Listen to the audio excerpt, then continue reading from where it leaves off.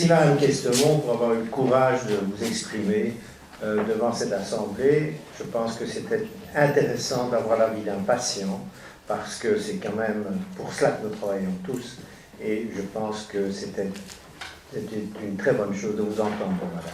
Merci. Je pense que nous pouvons passer à quelques minutes de débat. Est-ce qu'il y a des questions? N'hésitez pas, parce que le café n'est pas préparé. Monsieur le Président.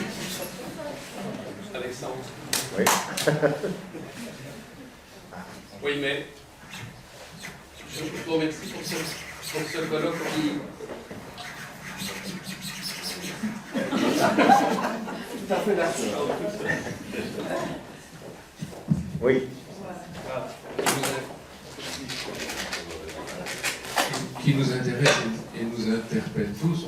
On se rend bien compte qu'il y a énormément de progrès dans les connaissances, qu'il y a encore beaucoup de progrès thérapeutiques qui vont arriver. Dieu merci, on se rend compte, puisque vous avez centré les présentations pour le moment en oncologie, que ça devient aussi un traitement qui sera de plus en plus personnalisé.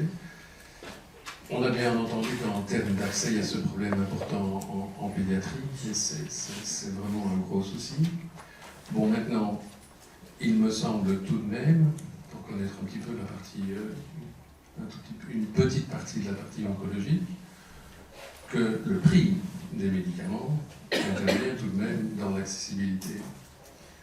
Alors on peut ne pas en parler du tout, mais moi, je connais bien la partie immunothérapie, tous les gens à qui j'en parle, pour en vanter les mérites, ne me parlent que de cela. Donc il faut qu'on en parle. Sans aucun doute. On va en parler d'ailleurs après le café. Après le café, d'accord, si vous pensez qu'il faut du café. Vous avez peut-être raison. C'est plus difficile à digérer. Tu veux peut-être répondre? Je pense que je suis vraiment moins bien placé pour répondre à cette question. Je pense qu'il faut peut-être changer la façon dont ces médicaments sont remboursés en général. J'explique un petit peu. Je comprends que ces médicaments, pour les développer, ça coûte énormément cher. Les études cliniques, ça coûte très cher, des millions et des millions. Je comprends tout à fait bien que les firmes pharmaceutiques doivent récupérer une partie de cet argent, je dirais, pour gagner de l'argent de l'autre côté, mais surtout pour continuer la recherche d'autres médications. Mais il est possible, ce que je dirais, une des propositions, c'est que peut-être après 3 ans, 4 ans de full price, comme on dit, là il faut revoir le prix vraiment à la baisse, je veux dire. Donc il faut trouver des pistes de façon à que tout le monde soit gagnant. L'industrie d'un côté, mais la société de l'autre, et le but de permettre que ces médicaments continuent. Donc ça c'est une piste, mais je suis sûr, si on se met tous ensemble, je veux dire, on trouvera d'autres pistes pour aider à surmonter ce problème. Une fois de plus, on l'a dit, nous, modestement, en 2006, mais il n'y a pas de raison que ce problème va se poser encore de plus en plus aigu avec tous ces développements récents. Oui, donc moi je pense qu'il est important de modifier les choses. C'est clair qu'on ne peut pas continuer comme ça, et que donc il va falloir que petit à petit, les différents interlocuteurs dont j'ai parlé dans ma présentation se mettent d'accord pour une responsabilité sociétale. Et je crois que c'est important. Je crois que Michel vient de publier un article extrêmement intéressant dans ce domaine-là. Je vais d'ailleurs lui passer la parole parce que c'est une modification dans je dirais, dans la philosophie des entreprises qui est absolument indispensable, de façon à essayer de redevenir raisonnable dans ce domaine-là, tout en, comme tu l'as très bien dit, permettant de continuer à investir. Parce que si on n'investit pas, on n'ira pas plus loin dans la recherche. Donc il faut trouver un juste milieu, mais je te passe la parole, Michel, parce que j'ai lu attentivement ton article et je trouvais ça intéressant. Merci Alain, mais je comprends qu'on va revenir sur ce sujet dans la deuxième partie. Donc peut-être je vais profiter des 2 exposés qu'on a eu pour poser une question peut-être assez concrète qui tourne autour de la problématique, mais quand même. Bon, vous êtes des cliniciens, tous les jours vous êtes confrontés à des patientes, à des patients, et bon, j'imagine qu'à certains moments, quand même, vous n'avez pas, disons, disponible le traitement que vous pensez le plus efficace pour votre patient ou votre patiente, soit parce qu'il n'y a pas d'essai clinique en cours, soit pour une série de raisons. Le médicament n'est pas encore approuvé par l'IME, mais il a été déjà approuvé aux États-Unis par l'FDA, donc vous pouvez encore rien faire ici en Europe. Enfin, il peut y avoir différentes raisons. Mais donc je vais prendre un exemple concret qui sont les CAR T-cells. Je pense qu'on sait tous, dans toutes les réunions d'oncologie auxquelles vous assistez, on voit bien qu'il y a des espoirs colossaux, non seulement pour des cancers rares, mais aussi maintenant pour des cancers fréquents. Je pense aux myélomes multiples et peut-être même à certaines tumeurs solides. Et donc, aujourd'hui même, pour les indications, disons, qui sont reconnues, je pense à certaines leucémies, je pense à certains lymphomes, est-ce que vous pouvez proposer ces traitements à vos patients et dans quelles conditions? Michel, je pense que Dominique est le mieux placé pour répondre à cette question, car ce sont les tumeurs hématologiques, je veux dire. Je ne veux pas. Dominique, peut-être. Je peux peut-être juste répondre pour l'enfant.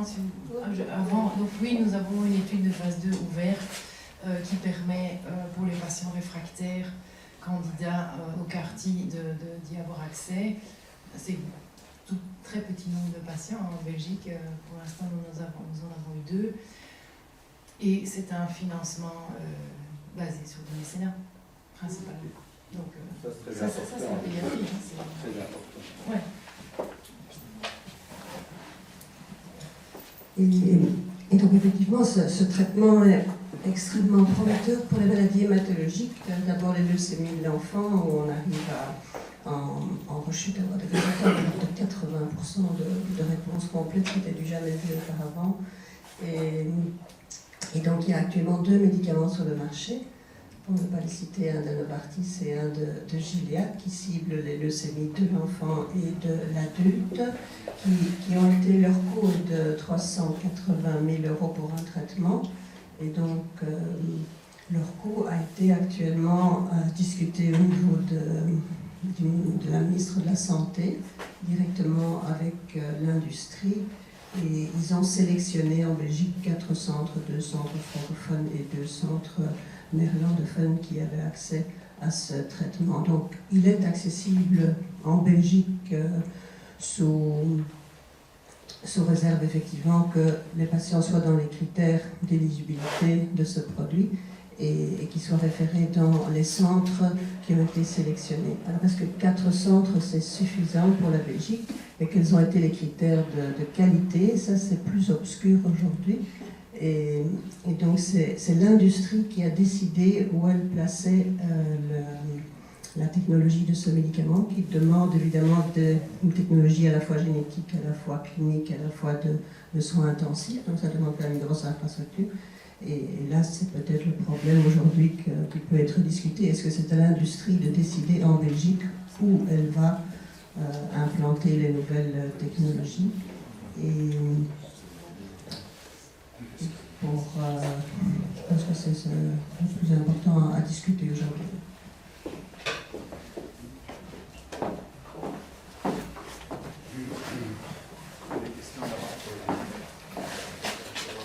Merci. Oui, je voulais simplement surenchérir par rapport au problème pédiatrique, qui est quand même un problème tout à fait majeur, pas seulement en cancérologie, dans la mesure où on sait que depuis 2005, les lois ont permis d'augmenter le brevet de 6 mois sur les médicaments pédiatriques. Ça a augmenté assurément le nombre de patients qui ont bénéficié d'études, mais de manière tout à fait insuffisante et tout à fait en deçà de ce qui était potentiellement prévisible. Je pense que les firmes sont évidemment extrêmement inquiètes, d'une part, des complications et des effets secondaires chez les enfants qui pourraient mettre en péril l'essor d'un médicament, et donc sont à ce niveau-là sur le plan éthique dans une situation très difficile. Et d'autre part, bien sûr, qu'il y a tout le problème d'éthique autour des parents auxquels on demande évidemment dans quelle mesure on peut utiliser des médicaments, et finalement, bien sûr, aussi tous les problèmes de mise en place d'études chez les patients pour toutes sortes de maladies qui, au départ, sont des sujets sains. et donc comment faire des études chez des sujets sains chez l'enfant. Donc je pense qu'il y a là, en tout cas, un problème qui doit être pris en main de manière beaucoup plus large, parce que c'est fondamental, bien sûr, pour l'avenir de la société, que les enfants puissent bénéficier des traitements innovants, et qu'à ce titre-là, ça mériterait notamment, peut-être, de notre académie, un travail sur le sujet, ou une séance simplement sur la partie pédiatrique de ces aspects.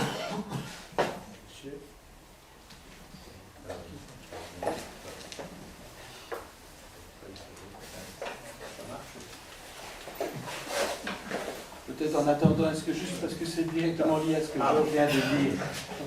Une seconde. Oui, On l'attend. Bon, c'est un peu en dehors de la cancérologie, mais juste ton commentaire sur la trithérapie dans la mucoviscidose que tu connais bien, le Trikafta, aujourd'hui, est-ce que tu peux le proposer à tes patients? Pour le moment, pas vraiment encore, et on sait d'autre part que si on regarde le prix de cela pour 7200 patients mucos en France, c'est 5% du coût de la sécurité sociale française totale. Donc c'est clair que nous sommes devant là des situations qui sont ingérables, comme tu l'as bien dit il y a quelques jours avec Alain Fischer. Monsieur. C'était concernant les biopsies liquides dont vous parliez tout à l'heure. Est-ce que l'ADN dont vous parliez, il était contenu dans les cellules ou est-ce qu'il était libre dans le sang? Et s'il était libre dans le sang, alors c'est quoi l'utilité pour la tumeur, pour le cancer qui se développe, d'avoir de l'ADN circulant dans le sang? Mais non, en fait, il y a moyen effectivement d'étudier le génome de la tumeur dans la cellule tumorale qui circule, mais aussi il y a l'ADN de la tumeur qui circule en fait. Et je pense que ça facilitera beaucoup, par exemple, les malades qui ont des métastases, par exemple, à des endroits multiples. On sait l'hétérogénéité de la maladie. Il est clair qu'il est très difficile de biopsier plusieurs lésions, c'est très invasif pour le patient. Donc, l'espoir, c'est que de la biopsie liquide, de ce qui circule, donne l'idée globale de ce qui se passe dans le corps du patient. Voilà. Et c'est beaucoup de recherches autour du sujet, mais évidemment, il y a beaucoup de questionnements, des questions qui se posent. Mais je pense que c'est une voie indubitablement très importante et vraiment, c'est de détection du cancer jusqu'à la fin de l'histoire. Donc, c'est vraiment très, très prometteur d'un côté, mais effectivement, du point de vue technique, biologique, il y a aussi beaucoup de challenges.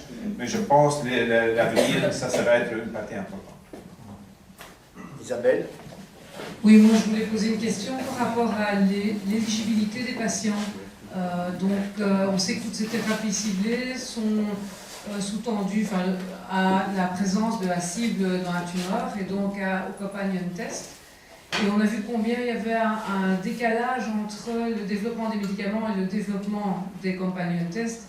Et on se trouve dans des situations parfois ubuesques, comme par exemple l'IDL1 et l'immunothérapie. Je voudrais savoir ce que vous en pensez et peut-être si vous avez des idées pour améliorer ce couplage thérapie ciblée companion test. Oui, tout à fait. Mais je pense l'histoire de l'immunothérapie, vous savez, on a parlé de PD1, PDL1, il y a plusieurs anticorps en fait pour détecter PDL1 et ça pose énormément de questionnements car vous savez, si on dit différents anticorps, ça veut dire qu'il n'y a pas le même scoring à la fin. Pour le remboursement des médicaments, c'est compliqué. Je pense qu'on a appris énormément de cette histoire. Excusez-moi le terme, c'est l'anarchie totale dans ce domaine-là. Et il faut éviter à l'avenir de se trouver dans les mêmes situations. Mais de toute façon, il est très très important de connaître la cible avant de donner ces médicaments pour deux raisons. La première raison, c'est qu'il faut que la cible soit là pour que ce médicament sélectif marche. Et deux, pour espérer quand même une réponse au traitement. Voilà, je pense que c'est une situation effectivement avec l'immunothérapie très compliquée. Plusieurs firmes ont développé plusieurs, je dirais, anticorps pour tester le PDL1, pour donner ça à leurs médicaments. Et ça crée énormément de problèmes organisationnels dans les services de laboratoire d'anatomopathologie et pratique. Bon, je pense qu'il ne faut pas que ces histoires... Il faut apprendre du passé, mais malheureusement, on a appris aussi qu'on n'apprend pas toujours du passé. Donc voilà. Je pense, pour revenir à la question, je ne pense pas qu'il y ait une solution miracle pour avoir accès à des innovations thérapeutiques. Je pense qu'il faut travailler, comme M. Dever l'a dit, à différents niveaux. J'ai cité, je dirais, revoir le prix après quelques années, ça peut être une solution. Je pense quelque chose, et ça c'est les académiques qui doivent trouver des solutions, c'est qu'on parle beaucoup de biomarqueurs. Biomarqueurs, ça veut dire quoi? Ça veut dire qu'on essaie de prédire avant de donner le médicament si le malade va répondre ou va pas répondre. Je dois dire, il y a beaucoup de travaux sur ce sujet, mais c'est surtout pour chercher des biomarqueurs de sensibilité au traitement. Mais en réalité, on n'a jamais trouvé un médicament qui donne 100% d'efficacité. Je pense qu'il est peut-être plus prudent, mais plus important de trouver des biomarqueurs de résistance au traitement. Donc savoir qui ne répond pas au traitement au départ, et par conséquent, ne pas donner le médicament coûteux pour rien, avec des effets secondaires qui peuvent aussi coûter encore plus pour la société. Donc là, il y a quelque chose qui manque dans notre recherche académique. On cherche des biomarqueurs de sensibilité, beaucoup moins de biomarqueurs de résistance, mais finalement, ce qui est le plus intéressant, donc, c'est les biomarqueurs de résistance. C'est un petit moyen aussi pour éviter de donner des traitements coûteux, sans efficacité et avec beaucoup de toxicité.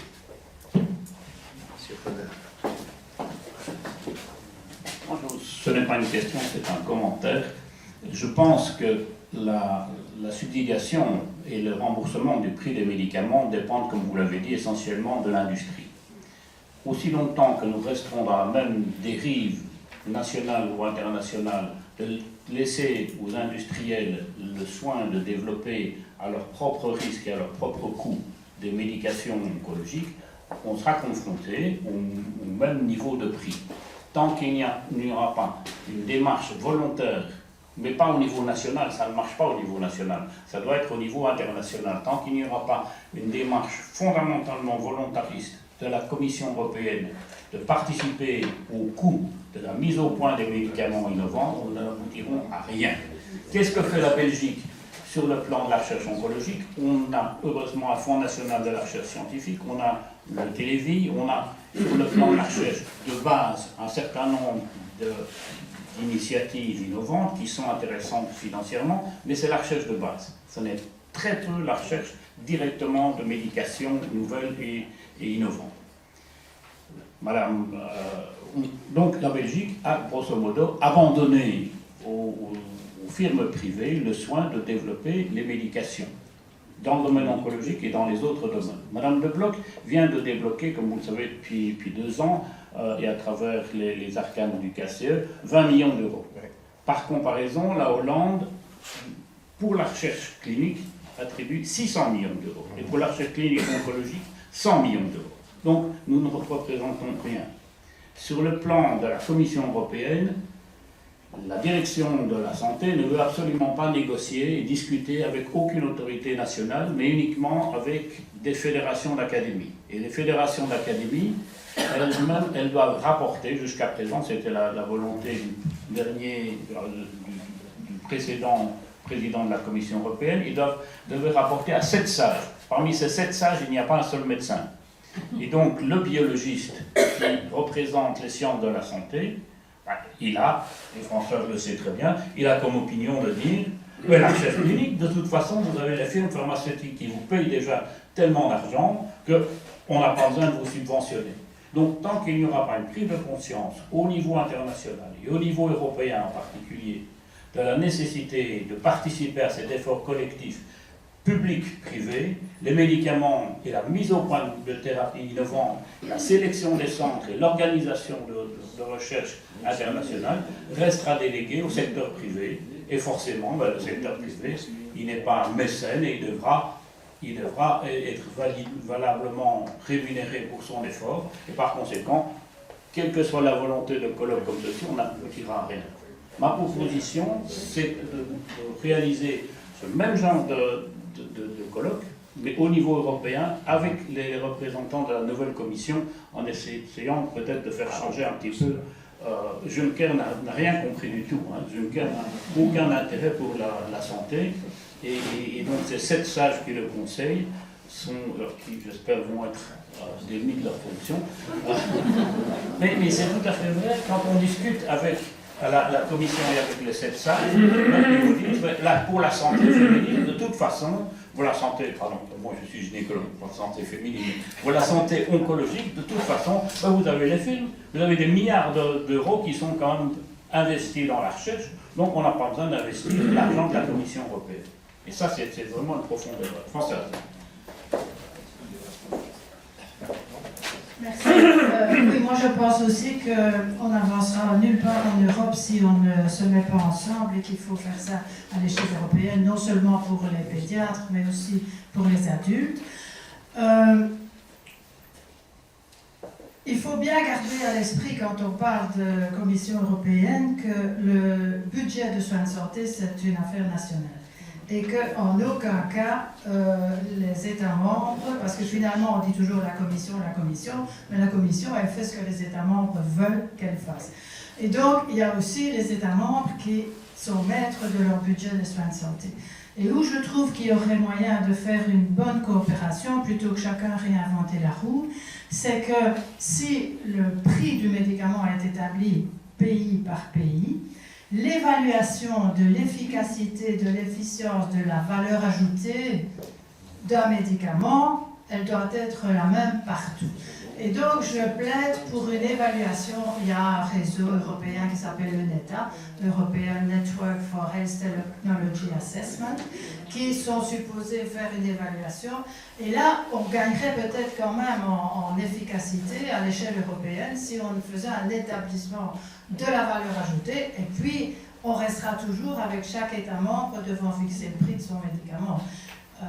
Mais il y a quand même moyen de coopérer.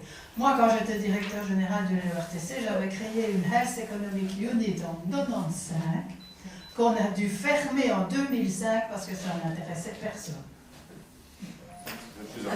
Il y a une question. Oui. Oui, je voudrais revenir sur la question de l'accès aux médicaments. Je pense que les présentations ont clairement montré le côté innovant et la présentation, le témoignage de madame aussi, l'intérêt à l'accès le plus rapide possible à ces médicaments. Et je voudrais revenir sur le côté peut-être inconvénient quand on ne parle pas beaucoup de l'accélération de la mise sur le marché de ces médicaments par des mécanismes. Vous avez l'article 81 des adaptive pathways. Finalement, on ne parle pas beaucoup du fait que ces mécanismes accélérés comportent l'inconvénient qu'on ne boucle peut-être jamais complètement la boucle de l'évaluation de l'efficacité et de la toxicité de ces médicaments, y compris en termes de, monsieur a parlé qu'on a moins de données sur quels sont les patients qui bénéficient le plus ou le moins de ces traitements. Est-ce que vous pouvez commenter ça? Parce qu'on fait souvent omission de cet inconvénient qui n'a peut-être pas forcément bonne presse, mais qui a peut-être tout son sens. Donc, je pense qu'il y a quand même une amélioration importante avec cet article 81, 111, 112, parce que vous avez quand même un enregistrement le plus souvent des données et qui vous donne un certain nombre de résultats que vous n'aviez pas avant. Hein. Moi, je me souviens quand je dirigeais de grands hôpitaux, eh bien, on était obligé d'acheter un certain nombre d'équipements, je ne parle plus de médicaments ici, d'équipements, qui n'avaient absolument pas prouvé leur efficacité, c'était des modes. Et si tu ne l'achètes pas, l'autre va l'acheter et tu ne seras pas concurrentiel, c'était comme ça. Je pense que ces systèmes d'article 80 en ce qui concerne les médicaments, et j'espère bientôt pour les medical devices, vont être des systèmes qui permettent d'enregistrer des données et donner à la fois des données économiques sur la population qui est visée et qui permettent d'établir un budget, mais aussi des données cliniques. Et nous sommes dans une recherche clinique post-remboursement. Je crois que ça devient de plus en plus important. C'est de donner des résultats qui à mon avis, permettent de travailler. Et donc, je voudrais revenir moi, sur la proposition qu'avait fait M. Arruada concernant le prix des vieux médicaments, hein, qui doivent donc, au bout d'un certain nombre d'années, diminuer de prix. Je rappelle quand même qu'en Belgique, au bout de 12 ans, de 15 ans, etc., il y a une diminution. Mais est-ce que ça touche beaucoup les médicaments oncologiques? Ça, je ne crois pas, parce qu'on les modifie quand même très rapidement et on change de médicaments. Madame nous en a donné un exemple. On change de médicaments oncologiques assez rapidement. Donc, il faudrait alors soit diminuer ces délais, mais alors est-ce on récupère l'investissement qui a été fait? Ça, c'est un calcul à faire. Et donc, soit trouver d'autres solutions. Est-ce qu'il y a encore... Je crois que... Oui. Je t'en prie. Merci. Patricia Valette de GSK. Donc je crois que je peux parler aussi au nom de tous mes collègues pharma ici. On est très très conscients, c'est un débat important. le coût des médicaments d'oncologie. Je voudrais peut-être amener le débat plus en amont de la recherche et développement et rebondir sur certaines choses qui ont été dites. Je crois que vous aviez à un moment donné cité, on a 7 médicaments pour une certaine classe, on en utilise 2-3. Vous aviez aussi mentionné le early dialogue, auquel je crois très fort et je crois qu'il est très important. Donc, ma question est, avec toutes les données que nous avons et le recul que nous avons, est-ce que déjà très en amont, quand on parle avec l'industrie pharmaceutique, est-ce qu'on est en mesure de dire, on sait qu'il y a déjà 2-3 molécules qui sont en développement, ça ne sert à rien d'avoir un 4e, 5e. Est-ce que vous êtes en mesure de dire, moi je peux me contenter de 2-3 molécules pour un mécanisme d'action donné, et je préfère avoir un choix dans d'autres mécanismes? Est-ce qu'on est en mesure de prendre ce genre de décision? Parce que je crois que augmenter l'efficience aussi de la recherche et développement pour l'industrie pharmaceutique, en développant ce qui est vraiment nécessaire, apporte en partie. Je pense effectivement que c'est un gros problème, ce problème. Et je veux citer un exemple récent, et m'excuser pour l'exemple, je dirais, c'est dans le cancer du sein, hormone récepteur positif, il y a une famille de médicaments qui s'appelle inhibiteur CD4-6. 3 médicaments ont été développés en parallèle, exactement dans les mêmes conditions, les mêmes types d'études, et on arrivait exactement aux mêmes conclusions. C'est vrai, là la question, est-ce qu'on a besoin de ces 3 médicaments? C'est vrai, il y a une certaine différence entre le premier, deuxième, troisième en termes d'effets secondaires, mais pas du tout en termes d'efficacité. Ma réponse, je pense que c'est une question, vous savez, beaucoup de choses commencent aux États-Unis, et en fait, en Europe, entre guillemets, on subit, voilà, arrive aux États-Unis. Je pense que les autorités qui donnent, qui permettent aux firmes pharmaceutiques de faire ces études, quand eux, ils savent dès le début, car les firmes pharmaceutiques soumettent leurs études aux autorités régulatoires FDA, EMA, au début. Quand ces autorités, je pense, savent qu'il y a déjà une étude avec ces critères d'éligibilité et tout ça, et avec un autre médicament, on vient avec la même chose, il faut leur dire, ok, vous voulez faire les études avec vos médicaments, faites la même chose, mais ajoutez, je ne sais pas moi, chez les patients âgés, chez les pédiatres, chez les patients pédiatriques, pour que la deuxième étude apporte une information supplémentaire. Et si elle apporte exactement, elle risque d'apporter exactement la même chose, là, il faut faire quelque chose. Je pense que c'est à ce niveau-là pour éviter ce problème, sinon ce n'est pas à notre niveau quand le médicament arrive à la pharmacie à la fin aux autorités. Je pense que si on doit redoubler les études pour la même classe de médicaments, il faut qu'il y ait quelque chose de plus à chaque étude qui sera faite. Quand on a plein de questions cliniques, en pratique, on n'a pas de réponse. Voilà. Pour rebondir là-dessus, il y a un autre élément, c'est que les effets de ces médicaments ne sont pas toujours complètement prévisibles. Et exactement dans l'exemple que tu donnes, on s'est rendu compte après coup qu'un certain nombre de ces inhibiteurs, donc pour ceux qui ne connaissent pas ces produits, ces médicaments, c'est des inhibiteurs d'enzymes, pour faire simple, qui ne sont jamais totalement spécifiques de l'enzyme ciblée au départ. C'est jamais vraiment possible. Donc il y a des effets de bord ailleurs, c'est une raison de la toxicité en partie. Ils se sont rendus compte que certains de ces médicaments avaient des effets de type immunologique, qui, comme vous l'avez entendu tout à l'heure, ça a des conséquences parfois positives en oncologie. Et ces effets sont différents entre ces 3 produits. C'était totalement inattendu, et donc maintenant, les gens proposent de combiner l'un ou l'autre de ces produits, mais pas les autres, avec les anticorps antipéniques dont on a entendu parler tout à l'heure. Donc, pour jouer, vous m'avez compris, on va dans le sens des industriels, tout n'est pas toujours prévisible, et quelque part, heureusement, il y a des progrès non négligeables qui ressortent de ces investigations cliniques, même si au début, on pensait qu'il s'agissait simplement de savoir si oui ou non l'effet attendu était présent. C'est souvent plus complexe, et on découvre des choses avec ça, en recherche purement clinique. Et moi, je trouve ça très très intéressant et très important.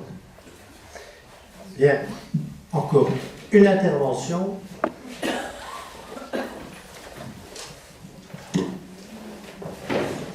Ça a rapport avec ce que Vincent Coulier et madame a dit, en fait, c'est vrai que pour les médicaments, par exemple dans la leucémie myéloïde chronique, où en 2000 on a eu un médicament révolutionnaire, puisque la leucémie myéloïde chronique tuait en 3 ans si on n'avait pas un donneur, et qu'aujourd'hui on vit 20 ans, 19 ans de recul avec ce médicament. On a déjà 5 médicaments, mais c'est vrai qu'ils sont sur le marché après 2-3 ans, et donc on s'est rendu compte que l'un était intolérable pour quelqu'un qui avait une mauvaise fonction pulmonaire, l'autre intolérable pour celui. Donc les 5 médicaments sont utilisés, et on a un 6e qui est en étude. Donc c'est pas toujours facile par catégorie de dire, parce qu'il y a des patients qui n'auraient vraiment aucune alternative si on n'avait pas ces 5 médicaments sur le marché. Et un jour, on a eu, quelqu'un proposait de faire une réunion européenne, on a eu aux États-Unis une réunion comme ça, parce que vous imaginez bien des traitements à 10 000 € par mois, comme madame bénéficie, ou à 350 000 € pour une administration. Aux États-Unis, c'est encore plus aigu que chez nous, puisque tout le monde n'a pas des assurances privées, et les assurances privées ont le droit de dire à leurs patients, maintenant vous avez dépassé votre budget, je ne vous assure plus. Donc ce problème est encore plus aigu. Alors ils ont interpellé les firmes, puisqu'il y avait les grands managers de firmes américaines qui étaient là, et qui ont expliqué, par exemple, Etika, je vous disais 350 000 €, en fait, le prix coûtant doit être à peu près de 80 000 €. Alors pourquoi est-ce que ça n'est pas 80 000 € pour nous? Parce que, comme on l'a dit très bien, derrière, il y a toute une recherche, il faut bien que cette recherche soit financée pour arriver, le médicament, quand il arrive sur le marché, le brevet est souvent déjà déposé depuis 5-6 ans, c'est pas plus, parfois c'est 10 ans, donc il ne reste plus que 10 ans pour amortir. Et alors la troisième chose qui m'a frappé, qui a répondu à cette manager, c'est qu'on doit rentabiliser ces médicaments qui coûtent très cher, de plus en plus cher dans la phase préclinique, et on doit les mettre sur le marché, pas trop tard, sinon on n'a plus que 2-3 ans de brevet. Donc on les met sur le marché après 2-3 ans. Qu'est-ce qui se passe? C'est qu'on peut se voir après 5 ans un effet secondaire qui n'a pas été prévu. On peut avoir un patient qui développe une neuropathie, qui ne peut plus marcher, on peut avoir un patient qui devient aveugle, on peut imaginer quelque chose qui apparaît après un traitement chronique de 5 ans qui n'a pas été identifié. Et donc les firmes, elles sont évidemment anticipées. Et donc dans le prix des médicaments, ce qu'ils ont expliqué, c'est qu'il y a une assurance. Parce que si jamais un effet secondaire apparaît et que tous les patients se paralysent avec un médicament parce qu'on n'a pas de recul, eh bien c'est la firme qui va devoir payer parce qu'elle n'a pas anticipé, parce qu'elle n'a pas fait des études chez l'animal sur la neuropathie. Donc dans ce prix, il y a aussi le prix à payer parce qu'on met de plus. Quand un médicament se révèle efficace, tous les patients veulent l'avoir, mais il y a le prix à payer, c'est qu'on n'a pas de recul, et donc les assurances prennent les firmes prennent des très grosses assurances. Et vous voyez combien le fait de s'informer, de faire de dialoguer est quelque chose de fondamental. Parce que moi, je crois qu'à l'avenir, si les différents stakeholders dont je parlais ne se parlent pas, il n'y a pas moyen d'avancer. Et donc, il y a des arguments pour et contre. C'est un problème extrêmement complexe et il faut trouver des solutions. Parce qu'on arrive à... on ne peut plus continuer à dépenser, à avoir une telle croissance en dépenses de santé. On va créer des systèmes de double vitesse, et ça ne va pas. Ça veut dire que la solidarité, l'accessibilité telle que je l'ai présentée, eh bien c'est fini. Eh bien ça, c'est pas possible. Donc il faut qu'on trouve des solutions, et les solutions ne peuvent venir que des dialogues, des interventions, et je pense de plus en plus à une collaboration publique-privée. Et là, je suis d'accord avec M. Fouadard. Je trouve dommage qu'on n'aille pas dans la recherche clinique en public-privé comme on l'avait fait pour l'IMI notamment. Et je pense que c'est ça l'avenir. L'IMI, c'était pour la recherche plus fondamentale. Je pense qu'ici, il faut aller dans un système comme celui-là en matière de recherche clinique. Maintenant, je vais vous inviter à continuer cette discussion devant un café.